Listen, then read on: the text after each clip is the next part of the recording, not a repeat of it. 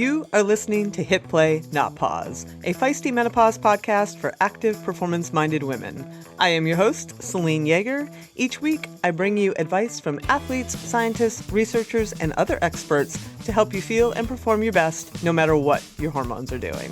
This show is a production of Feisty Media. Hello, strong, feisty women. I hope you all are well. So this week, we're talking about sex. But not just in the mechanistic way, lubrication, arousal, orgasms, though we'll talk about that. But also, and probably more importantly, in the psychological, emotional, and cultural way. About how so many of us are so intent on people pleasing that we lose sight of what it means to please ourselves, or to be pleased, if you will. And that's where this week's guest, Cindy Scharkey, author of Permission for Pleasure, really shines. This week, ahead of Valentine's Day, I thought it would be good to just get into it. We explore why so many women stop wanting sex in midlife, how hormones, stress, body image, and long-term relationships play a role, and why waiting to be quote-unquote in the mood often just doesn't work anymore. And more importantly, what does? Cindy is an OBGYN nurse and women's sexuality educator, and through her book and podcast of the same name, she offers education and conversations about expressing, experiencing, and enjoying your sexuality. She is also super down to earth and frank and funny, and I just really enjoyed this one, and I hope you do too. Also, if you watch this one, and I recommend you do on YouTube, you can see her incredible clitoris models. And one of them looks actually like a macrame vagina. It was really something to behold, so I recommend you checking that out. You can learn more about her book, and her work at cindysharkey.com. As always, I will put a link to that in the show notes so you can check it out for yourself. Okay, before we get into it, give us a follow on Feisty Menopause at Instagram and Facebook. Come on into our private Hit Play Not Pause Facebook group and keep the conversations rolling around the clock. And thank you, as always, for the great ratings and reviews. I really appreciate them. If you like the show, please also share it with a friend. It really does help us continue to grow going into our 6th year now. Very finally, quick thanks to Previnex for their ongoing support. I got an incredible review on their Muscle Health Plus product, which now comes in a citrus flavor, by the way, from a listener that was so amazing. I just want to read it to you. It says, I researched several muscle recovery supplements, and this one really did have the most benefits and combined several of the things I was looking for, so I gave it a try. Wow, I didn't expect the effects to take place so quickly, but they did. Normally, my body is aching after a hard workout to the point that I would often skip the next couple of days to recover, but after taking Previnex, my body isn't in excruciating pain after a workout. So I highly recommend it. My only regret is I didn't know about it sooner. Love to hear it. Those links are in the show notes too, so thank you, Previnex, for your support. Okay, enough about me. Let's have a few words about those awesome sponsors and get on with the show.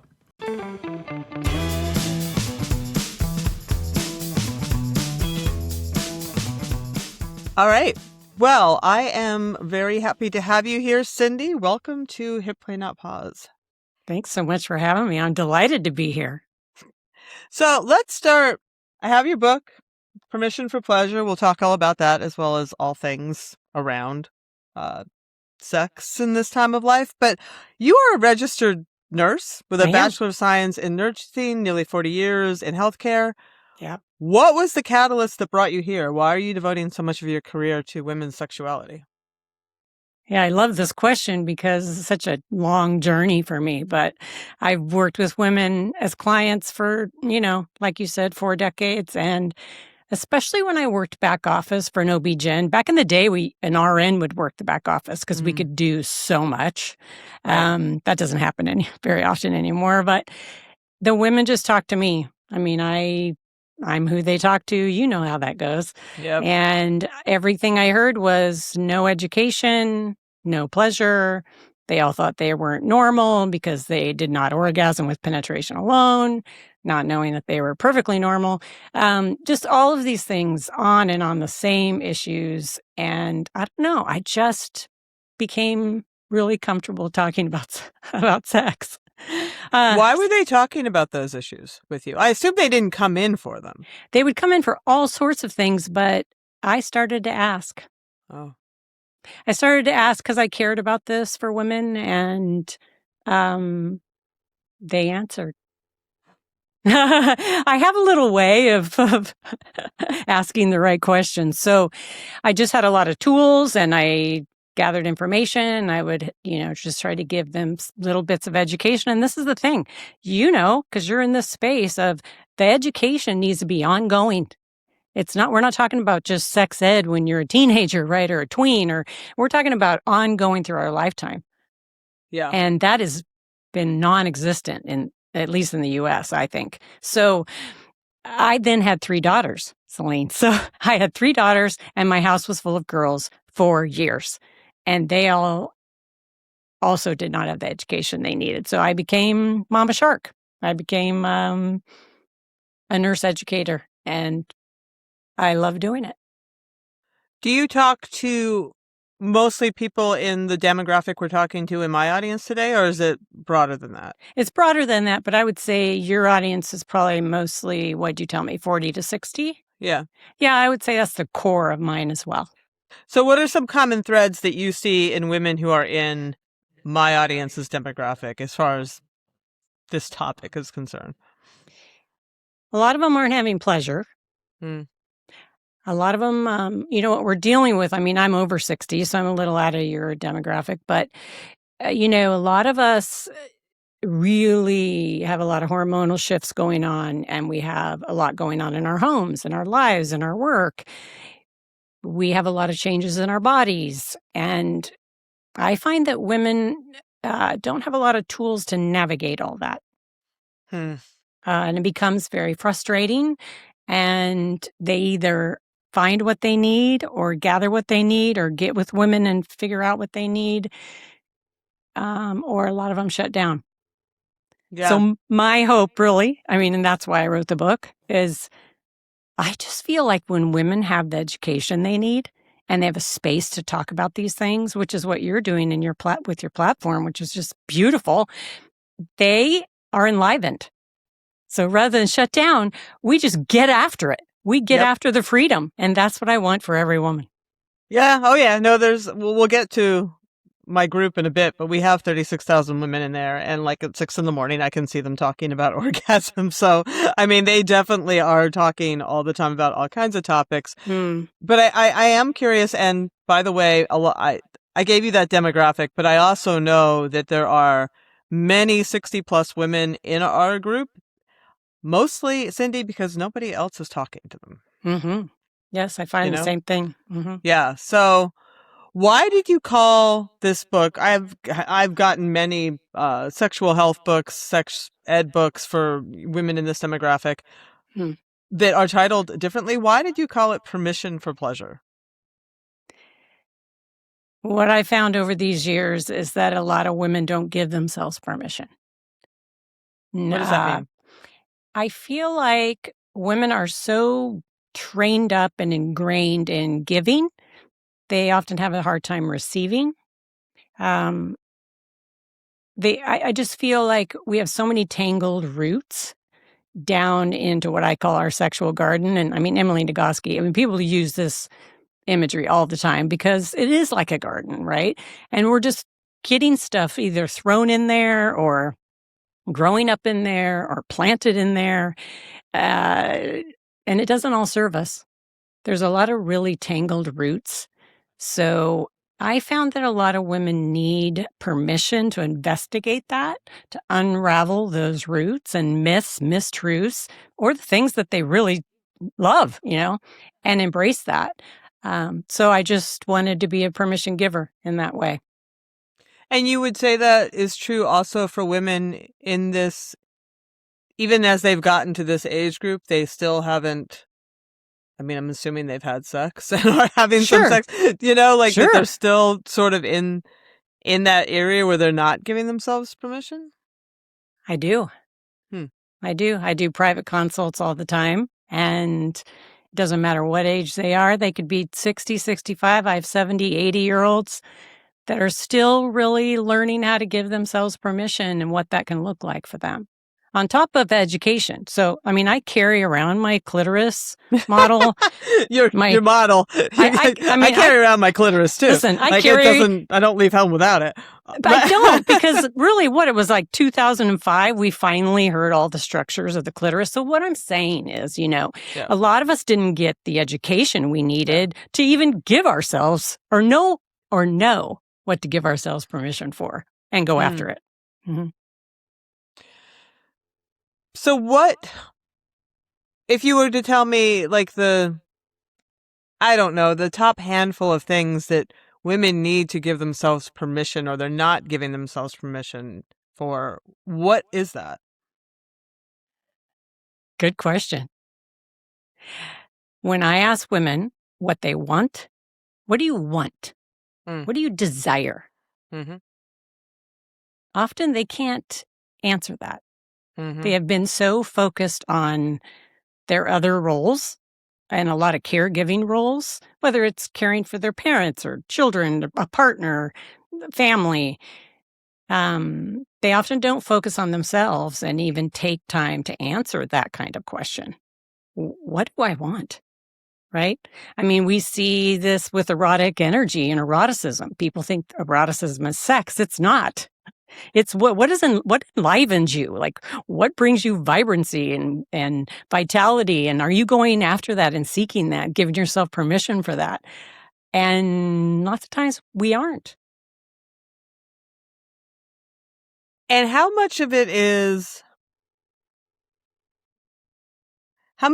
they're not giving themselves permission at this point, as opposed to boredom in a long-term relationship, overwhelmed with life, changing body? There's a lot going on at this time of life, and I think that it can be really hard to tease all of that out. I agree.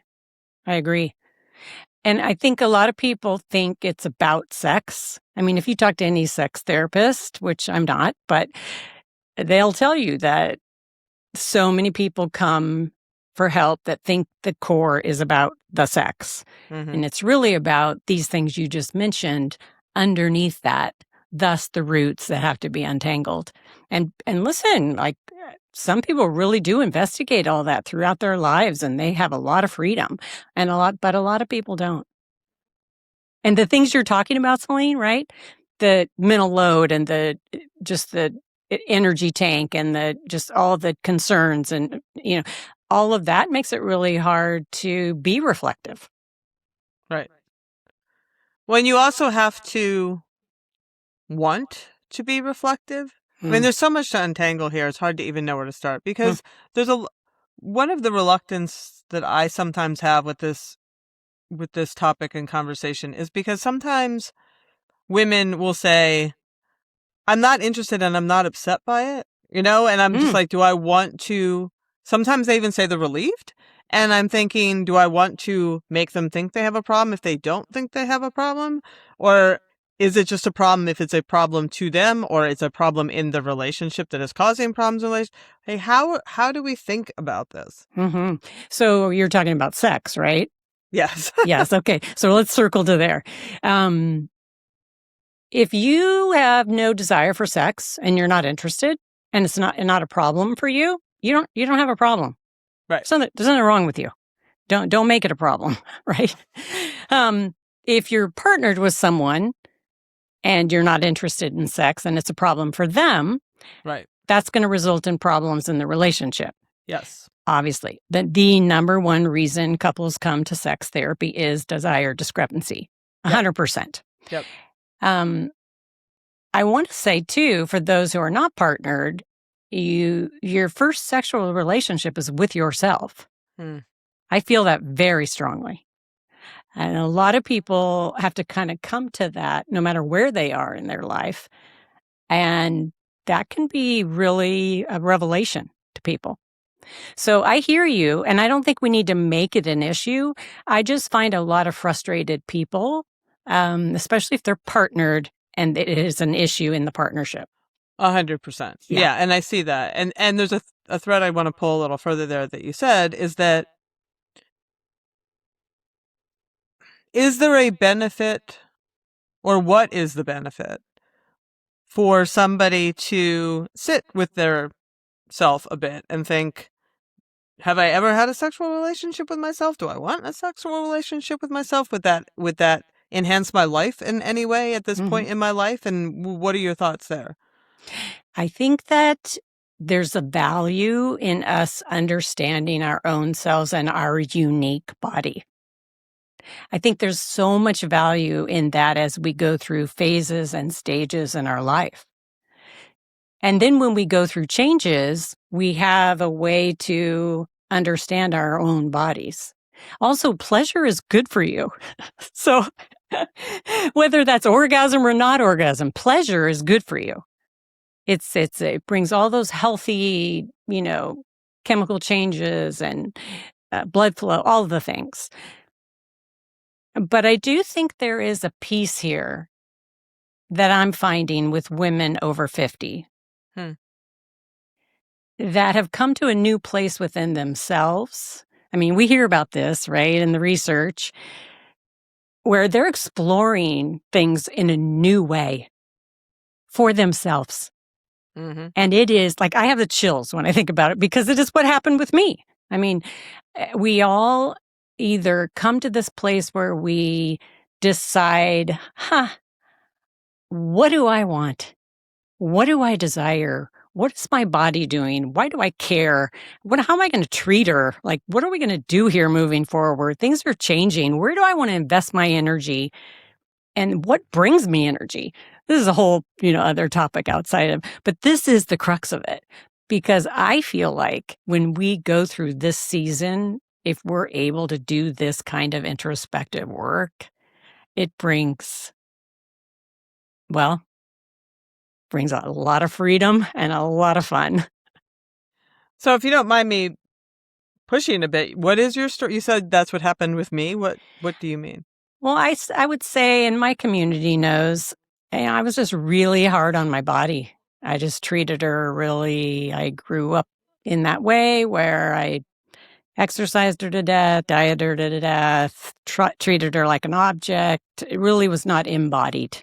My body was over here, and I was just, she was always the bad guy. And I just really started to change that language around my body, really with some of the work with Hillary McBride and others, Sonia Renee Taylor's book, The Body's Not an Apology. I just had never really, I'd helped women and educated women and everything about their bodies, but I continued to treat mine in a really mean way. And what changed? Yeah. I went through menopause, and I said, there's got to be a better way. There's just got to be a better way moving forward to live in my body. Were you partnered? Yes. Long-term partner. Yeah. I married my high school sweetheart. Oh, wow. Long-term partner. And we went through lots of changes, lots of changes. And I thought, I'm in it for the long haul. So what are we going to do here, to make things interesting and for me to enjoy the second part of my life. Did that start with you? It did. Did start with me. Yeah. What did you do? Well, I started reading. I'm a big reader. I started going to retreats. I started investigating sacred feminine. I started talking to my body as a she instead of an it. I started really listening to her. And I've been preaching this as a nurse for how long, right? Of your body is talking to you all the time. I mean, she is talking to you all the time. I said this to clients forever. They'd come to me in advanced disease, and I'd say, well, what were you feeling and thinking, and what was your body saying before you got to this point? I didn't pay attention. I didn't listen to the whispers, right? So I knew it from a medical standpoint, but I kind of went deeper in just day-to-day living and sensuality and embodiment and being enlivened within my body and talking to her, like a she, because she is. Yeah, it's interesting. How do you feel about that? Go ahead.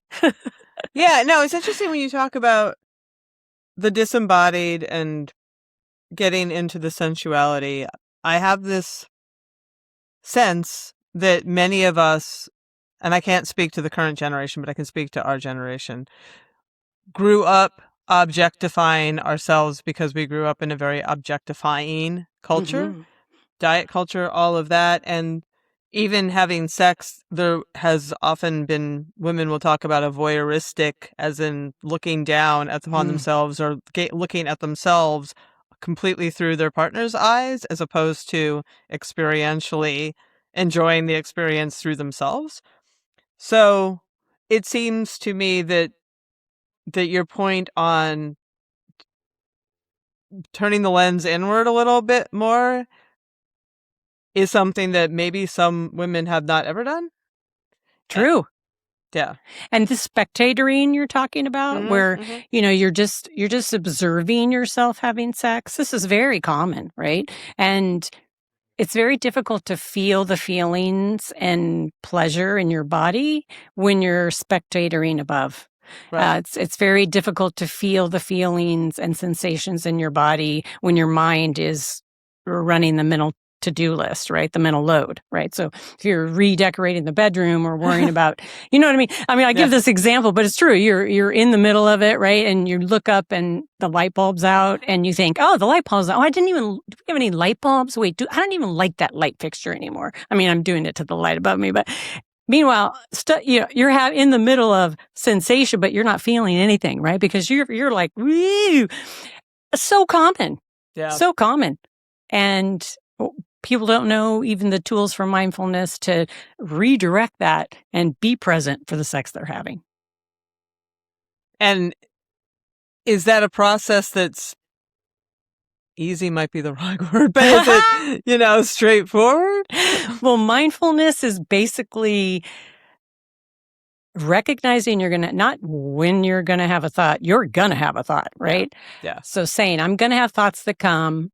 The guru on this is Lori Brotto in Canada, the researcher. Her book and her teaching about this is recognize the thoughts that come.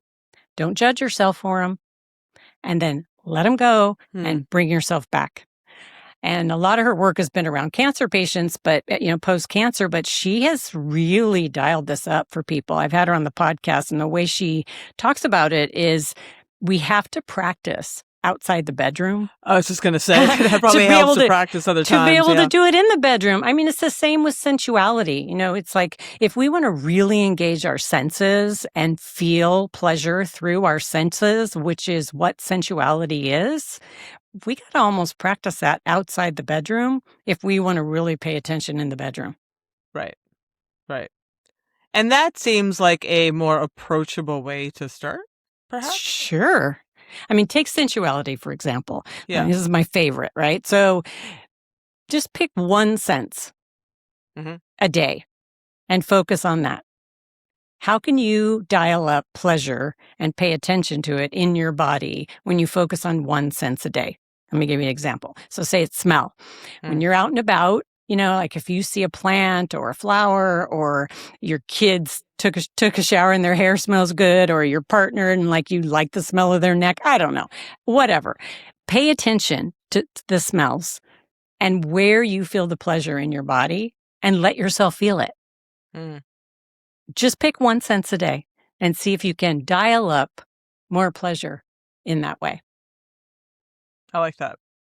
And there are 5 easy senses you can do it one day a week. And well, that's a great way to put it. And you know what? Don't forget your imagination.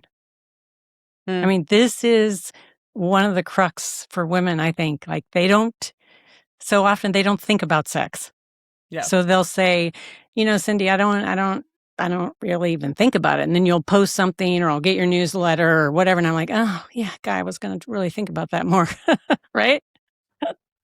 So women, we have so much going on. We can though zero in on our imagination, our fantasies, use our mind, and use that also within your sensuality.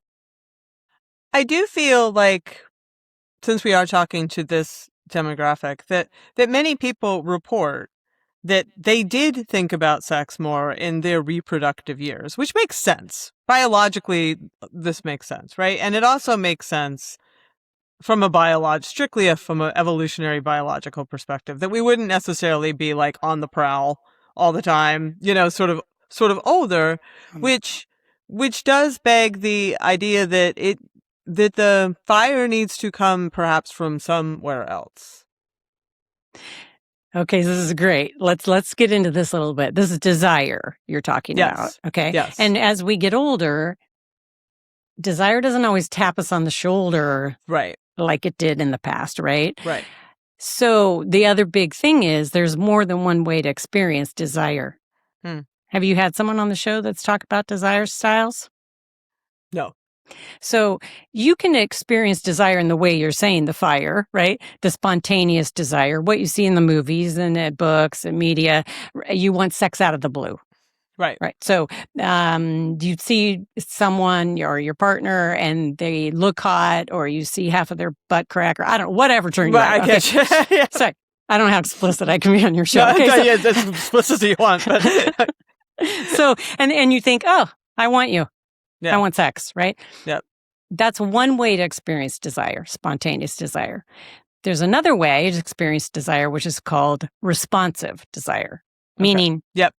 you have to experience some arousal in your body or mind to spark desire. Here's an example. So you may not be thinking about sex, right? But maybe your partner cleans up the whole kitchen, I don't know, does all the laundry, and then like starts kissing up your neck and telling you, like, I'm getting my neck free so I can, kissing up your neck and telling you like just how amazing you are and how they just think you're the biggest, baddest ass. They just, whatever. And that all of a sudden your body wakes up. Right. And you feel a little tingly, right? And you think, oh, I like that. More, please. Right? Right. That's responsive desire. Your body had some arousal and said, oh, I want more. That's a completely normal way to experience desire. Yep. You can also, there's another, right? You can experience it both ways, a combination where you can come to desire from neutral. This is newer in the research, in my I never thought it would come in my age and stage, but you can come to desire from a neutral state, because let's remember what desire is. It is not a drive like hunger. Desire is your motivation to have sex. So what has to motivate you to have sex? And your brain has a two-part system, a dual control system, right? A sexual excitement, sexual inhibition. So you're accelerated, your brake, right? This is the big research Emily Nagoski brought to the forefront in her books. So what turns you on and what turns you off? And how do you turn yourself on and how do you turn yourself off? So this is a big conversation, right? Maybe too much, but just know that if you don't experience desire in a spontaneous way, you're normal. You're completely fine. So this is interesting because I've been to many, many menopause society meetings and many midlife women meetings. And one of the things that does come up when they have a sexual health or one of these conversations, and there's always sessions about sexual wellness, is that too often we do feel, like you're saying, that we need that spontaneous desire. We feel like we need to wait until we're quote unquote in the mood. But in modern life or in a long-time relationship, that might be 8 years from now. So the suggestion that a lot of them make is that we treat it more like exercise, which this audience will recognize. Like most of us are very active. We really enjoy exercise. But at least some of the time, we need to convince ourselves to get up and do it. There's inertia. There's a million things to do. We have to overcome all of this because we know that we are actually going to be happy and we're really going to like it once we get going. And it does seem like that there's a Venn diagram where that intersects with what we're talking about here with sex. It's just like, instead of having this mindset like, oh, I need to wait until I'm ready to, rip my bodice, like, Maybe I just think, that I'll really like it once I get going. I just need to get going. That's a great, I mean, I like that word picture. I like that analogy. And I do think there's a lot of misinformation about spontaneous desire being the only way, right? And also, if we're partnered with someone who has spontaneous desire and we're more responsive, there can be a clash that way because we're not the same. Surprise. No two people want to have sex at the same time every time. That's not going to, it's not going to happen. And here's the other piece to this. People give scheduling sex such a bad rap, right? However, I mean, intention. You schedule everything else. You schedule everything You literally else. schedule everything else. Literally going to the grocery store, picking up your kids. Totally. Everything. Exactly. Exercise. And so here we are, sex sometimes is the last thing on the list. And that's not really setting ourselves up for great sex, number one. And why do you think hotel sex is so great? Well, or vacation sex for a lot of people is because you're looking forward to it. You put intention into it. It's coming. You plan. Well, that's how scheduling a sexy date can be too, right? Yeah. I just really think, the bigger question, and I can't go without saying this, is if the sex you're having worth wanting? So is the sex you're having pleasurable and worth desiring? Because that just opened a whole other can of worms. It does, but it is the core question, right? Yeah. Because is it interesting? Is it pleasurable? Is it worth desiring? Because all these women who think they're low desire and they're having sex that's not worth wanting, I mean, that's not a desire issue. That's a pleasure issue. Right. Well, and that also opens the door to many conversations that I hear in this audience about pain, painful sex, difficult orgasms. I talked about that 6 a.m., the conversation I walked into. That was the crux of it. Is like somebody said, I've never had this problem. And now I have this problem and I'm unhappy about it. Or sex hurts. And if something is not giving you the result that it used to, and it's actually not comfortable, let alone not pleasurable, no kind of desire is going to happen. Right. Right. How do you help women navigate that? You must hear that. I mean, the biggest thing, they call me the lube fairy, and it's not for nothing, okay? Because I just, especially in this age group, if you are not, okay. Let me backtrack, because settle down. Let me say that lube is your friend, okay? This is what women don't understand. As our hormones drop, right, we lubricate less. Yep. If we're breastfeeding, we lubricate less. If we're, stressed, we can lubricate. A lot of things can affect our lubrication, but specifically in this perimenopause, menopausal, postmenopausal season, our lubrication is going to decrease, usually, for most women. Totally. So when that happens, and you have penetrative sex, that dryness is going to cause micro tears. You can't see them, you may not bleed, but those micro tears are painful. And that makes sex not worth wanting. Sex needs lubrication to avoid that. Yep. And lube for sex, I'm not talking about vaginal estrogen, I'm not talking about moisturizers, I'm talking about good quality lube for sex.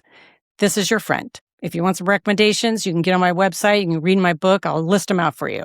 Find a good lube that you like and use it. And if you've never used lube before and your partner's a little squeamish, or I don't know what they are, I don't know, they don't get it. Right. This is the crux of the lubrication thing I want people to know. Lubrication is not an indication of desire and arousal per se. Right? It is a part of the arousal process. But just because you don't lubricate like you used to doesn't mean you don't want it. 100%. Right. So let's be clear about that. But a lot of partners, male partners, they really struggle to understand this piece of education and think, you're not turned on, you don't want to have sex, you don't desire me, you're not getting lubricated. You're not getting wet. Right. Well, a friend of mine once said, They have Viagra, but they don't have Niagara. And I thought that was Wow, I'm going to start to use that. just a brilliant analogy. It's like, how about that? Yeah. So if you're new, though, let me give you one nurse tip. If you're new to using anything on your delicate bits, please do a tester first. So always like put a little bit on your inside of your arm, inside your thigh, walk around that day or a few hours and make sure you don't have any reaction first to anything you're going to put on your vulva or vagina. Yeah. No. That's always a good tip for sure. What of the difficult to come by orgasm problem? Can we backtrack one more thing to the pain? You sure can. Okay. Oh yeah, go for it. Yeah. Because this is such a big issue. Our tissues are changing as we're in the menopause transition, and they thin. And you've had so many, I've seen experts on your show talking about vaginal estrogen and HRT, but vaginal estrogen specifically is super helpful for that. And I know you can reference those episodes in your that you've already had on the podcast. But a lot of women do very well when they add that in. It is a godsend. Yes. Okay. The other thing is more arousal time. Okay. More arousal time. I have a strong feeling about this. Can you tell I had to bring like my heart rate down? Women you can just let it fly. God, it's just like women do not get aroused and ready for orgasm in 5 minutes like you see in the movie. That is very atypical. Most women in the research, it shows 20 to 40 minutes of really good warming up and arousal to really reach optimum orgasm. Whether you want to have orgasms or not. Optimal pleasure, let's say. Right. Okay? So if we're not allowing ourselves the arousal time, if I hear one more woman say, I take too long, I'm going to scream. Okay? You don't take too long. You're normal. You're completely normal. The other thing is saying, like, I'm not having pleasure with penetration alone. Okay? Can I get out my model here? Okay. Yeah. I love it's crocheted. I mean, Did you make this? that? Heck no. Would be really amazing. Yeah, no. I bought it. But listen, penetration does not reach all of the clitoris. The clitoris is a whole structure. Oh, yeah, look at that. You can't do this to yours. If you're just listening, folks, you got to go on YouTube and see this crocheted model. Go ahead. You love this? This is penetration, right? Here's the clitoral head. If you don't combine and pair stimulation to the clitoris or look at the back, look at all that's there. All of this is erectile tissue. I just hit the mic. Sorry. All that's erectile tissue for pleasure.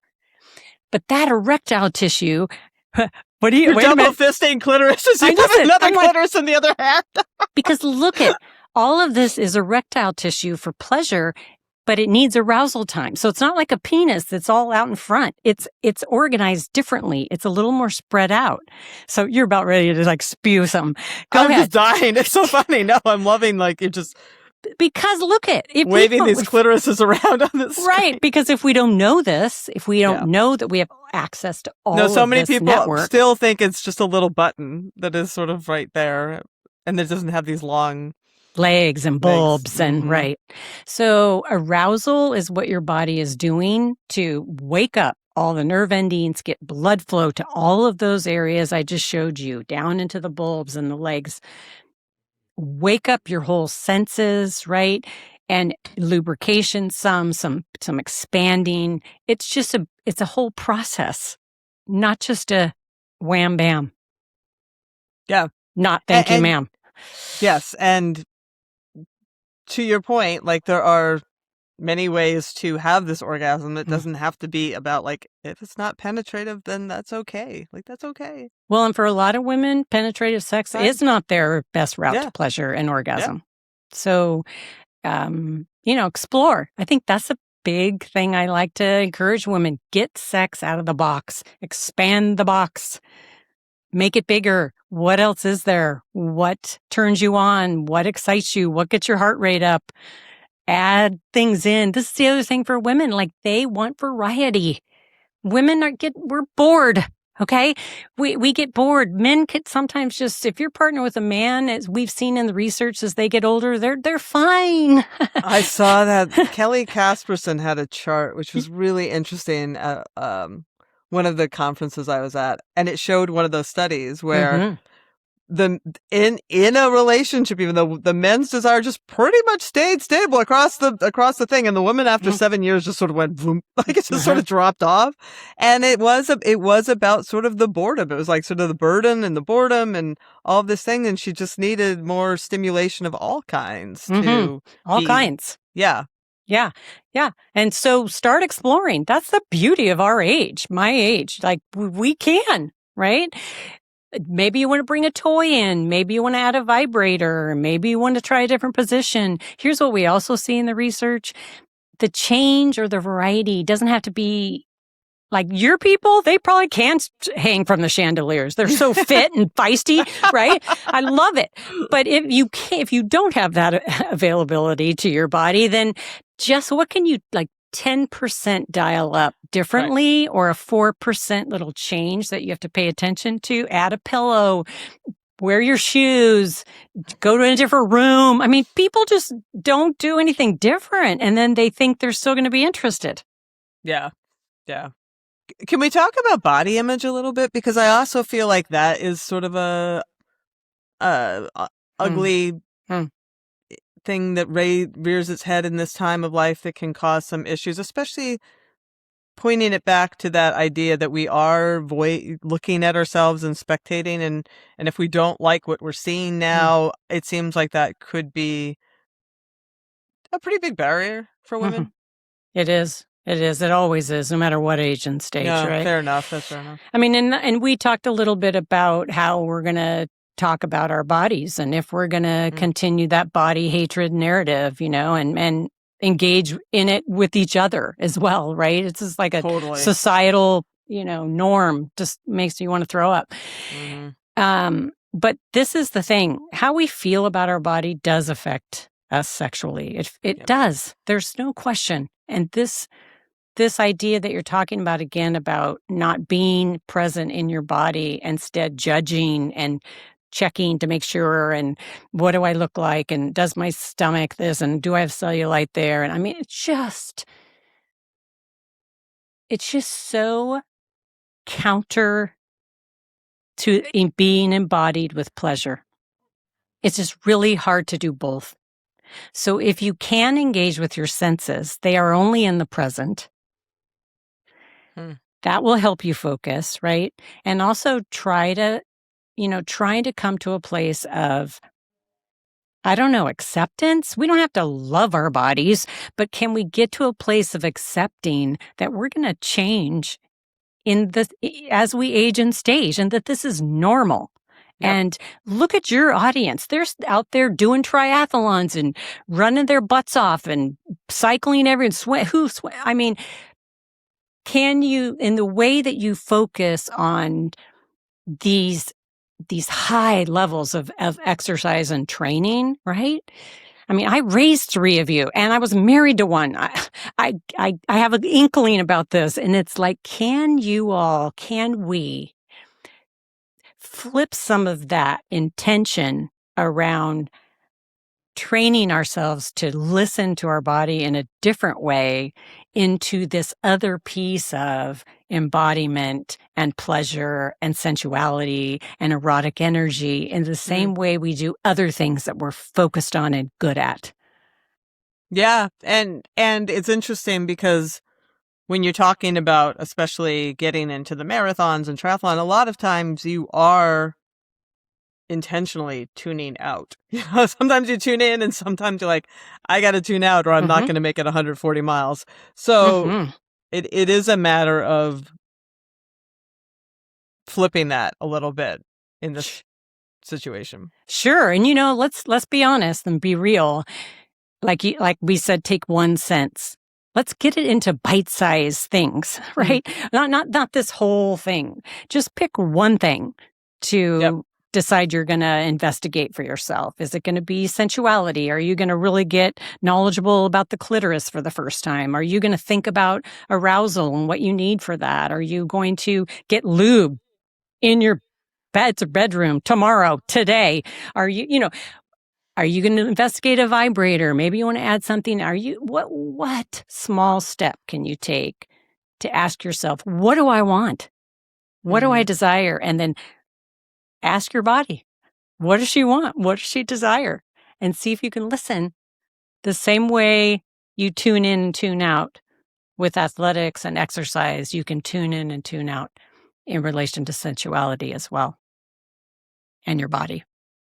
Do you have a sense? Some past guests have indicated that they feel that same-sex partners have less of a mismatch than opposite sex partners. From the research I've read, it's not so much everybody has a mismatch. Okay. Yeah. Like fair, it's just fair. everyone has a mismatch. Yeah. But I think that same-sex partners, what we see is that they tend to have more orgasms. They tend to have that level of pleasure with understanding. And hopefully they've learned to communicate about sex. I mean, this is for everybody. Yeah. But I think there is this piece in which we see the orgasm gap, which you probably talked about on your show, but that men are having more orgasms in heterosexual pairs than women. Yes. But we don't see that gap with same-sex partners. Which is pretty much what I'm talking about. Yeah. Yeah. Yeah, and that's true. That's true in the research. Yeah. We can do better, ladies, in heterosexual relationships. Right? I mean, we can. Yeah. We can. And, some of it starts with learning to talk about sex if we're not talking about it. And especially as we change. And it's not like our partners aren't changing. They are too. 100%. A lot of times, let's call this out, okay? A lot of times it's a woman in a heterosexual relationship that has a higher desire and not her partner, or that he can't get erections like he used to, or he can't maintain an erection like he used to, or he's having dry orgasms, or whatever's changing for them too. Everybody has changes. And are we talking about it? It's easier to learn to talk about sex than read minds. So. And it's important if one of the other things, and it's just on my mind because I saw her present on all this recently, Kelly, and her speaking. She did talk about how when you only treat half of an equation, you destabilize the relationship. So if a man is getting Viagra, but her exact words is like, okay, I've given you a rocket penis, but does your partner want to go to the moon? Should we let's have this conversation? And that occurs to me the other way around when I'm reading about, in the New York Times and such, all these women wanting testosterone now, even in levels that are, higher than one would usually give females, that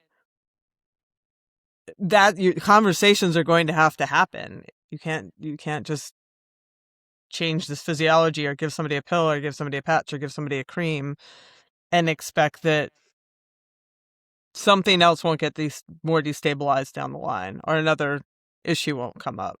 Sure. Yeah. I like that. I like Kelly's analogy there. And I think that's accurate. And I do think that, I do not just think, in the research, it's clear that women have more pleasure and more relationship and sexual satisfaction when they can actually use words like clitoris and vulva and vagina, and use the words that are our anatomy and be clear about what we need, what we want with the words. Words matter. But if you're going to jump into this and you've never talked about it before, I'm back to this same idea, Celine, of one thing at a time. I was just going to say that might be the hardest part for some people. One thing at a time. I don't care who you're partnered with. Or this works with kids, too, when you want to talk about sexual topics, right? Pick one thing, not the whole bucket of things. Not like, I don't like this position and we need to use lube and I'm going to buy a vibrator and you don't turn me on, or all of that in one fell swoop is going to get you nowhere. So start with one thing that you want to talk about. Say it's lube. Okay. And next time you're walking around the block or you're in the car together or you're just having coffee together. It's not necessarily best in the middle of sex unless it's a pain or consent issue. Right. Okay. So then it's like, hey, I was listening to this podcast. Listen to this podcast, and this nurse was talking about how our lubrication goes down. And I was thinking, hey, I think that's happening for me, this with my hormones. And she was talking about lube. And I wonder what you thought about us trying that. I think it would be a great idea. What do you think about that? Have you heard anything about that? Just start the conversation just like that. Use me. I don't care. I mean, I can be the scapegoat for anything like that. And then you're kind of having a back and forth about one thing. Yep. And that opens the door to other things. Sure. Mm-hmm. Once we get that squared away and we see how great lube is, right, then we can bring the next thing up. Hey, this is working out so well. Now let's talk about... No, but you see how this goes. Yeah. So this has been amazing. Is there anything that we haven't talked about that you wanted to make sure that the audience heard, or anything that you want to leave them with as we come, to the top of the hour? So many things, but I think that a lot of people think that energy for sex comes from some separate tank, and it comes from the same tank as everything else. So as you go through life and stages, and you find yourself caring for teens, and your parents Aging moved parents. in, and you're aging. I mean, I know. I mean, all these things. Remember that if you're not sleeping and your energy's in the toilet, you're not going to have energy for sex, and that's normal. Yeah. And I will say, for those of us over 50, the research from Peggy Kleinplatz is clear. The people who are describing having extraordinary sex are over 50. And that's because there's a lot of things, but they're intentional. They talk about it. They create an environment for it. They pivot and change with a partner and their changes. They make accommodations. They add variety. It takes intention to have a great sex life, and it takes talking about it. All right. You heard the woman. You have your assignments. There you go. Choose one. Choose one. Right. Choose one. Well, thank you so much. We'll put links to all of your resources in the show notes. I appreciate you sharing your wisdom with us today. Great to be with you. Thanks for having me.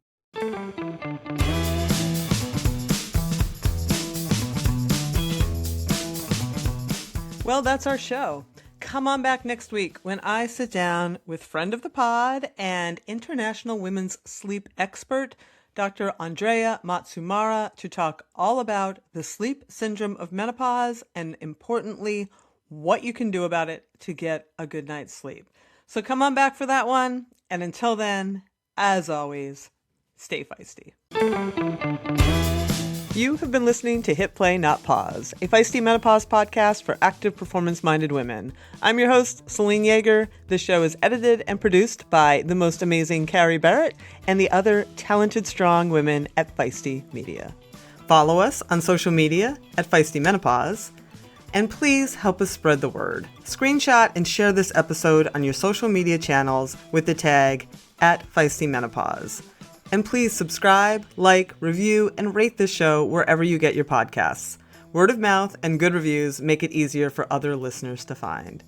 Thanks for listening, and as always, stay feisty.